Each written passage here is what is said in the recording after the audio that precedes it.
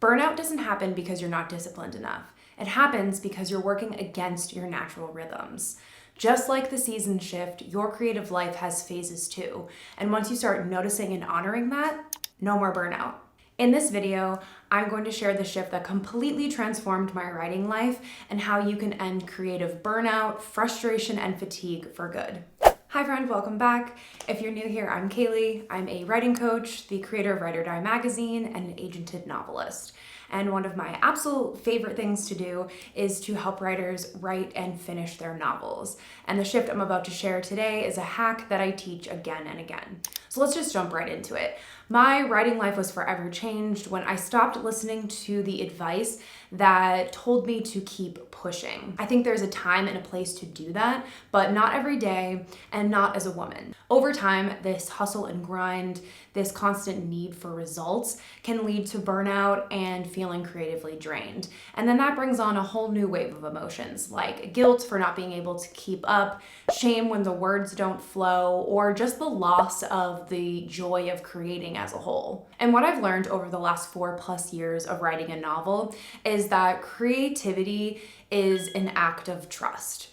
I had to trust myself every time I edited my novel, every time I deleted whole pages or whole chapters, every time I didn't know a plot point. I had to trust that my story was worth telling.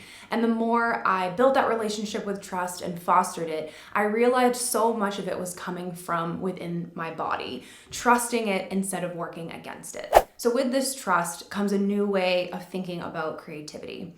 Creativity isn't linear. It's cyclical. Human beings are deeply cyclical. It's part of our biology and it's part of our psychology. Even our breathing and sleeping patterns are all cyclical. But we've been conditioned that time and productivity should work in this linear way as if we are machines. But we're not. We are animals and we have natural rhythms. Think about the seasons.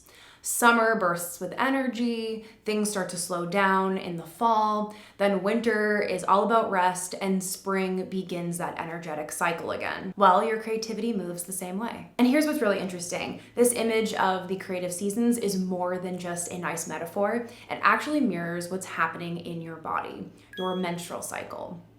The 4 phases, your menstrual, your follicular, your ovulatory, and your luteal, all follow the same pattern. So let's use this as an example in terms of a writer. There are times for daydreaming. There are times for planning your project or drafting. There are times for editing or refining your project. And there are times for rest, which is often the phase we skip the most. But our cycle is working together to keep us going. So once I became aware of this and stopped fighting it, and then learned to track my menstrual cycle, I was able to understand why some days felt so difficult to get words on the page, and others, it was just a natural, flowing, joyful experience. Or I could understand why maybe one week I was drawn to, say, deep exploratory work, and the other week I was really craving a pause or a time that was just for reading or journaling. Before, I used to think that I was just lazy or that I was creatively blocked.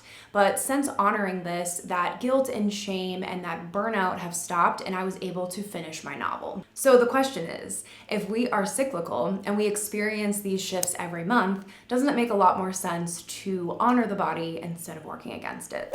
Here's a shift you can try right now. Instead of asking yourself, am I being productive today? Let's go back to that image of the seasons and ask instead, what creative season am I in? And what does that season allow? So if you're in a summer season, which directly reflects the ovulatory phase, you might want to write boldly or embrace that natural energy. Or if you're in a winter phase, which mirrors the menstrual phase of your cycle, you probably want to just rest or journal. Both are necessary and both are valid to the creative process.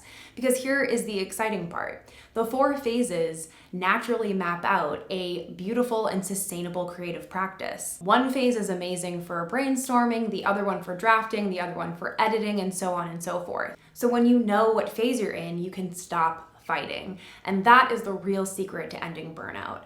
Not more hustle and discipline, but alignment. If any of this is resonating with you, I would love to invite you to my live 2-hour workshop, Writing in Flow, create in tune with your natural rhythms. It's happening on September 11th, although it will be recorded if you can't attend live.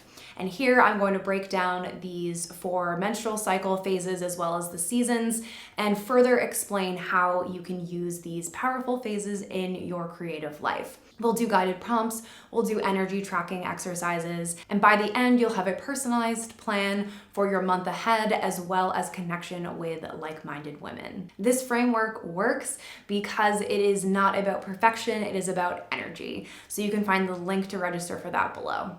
And if you want to learn more about creating in your feminine, I have this video here. It's all about embracing a more fulfilling creative life without that hustle culture. So I'll see you over there or in my next one. Bye.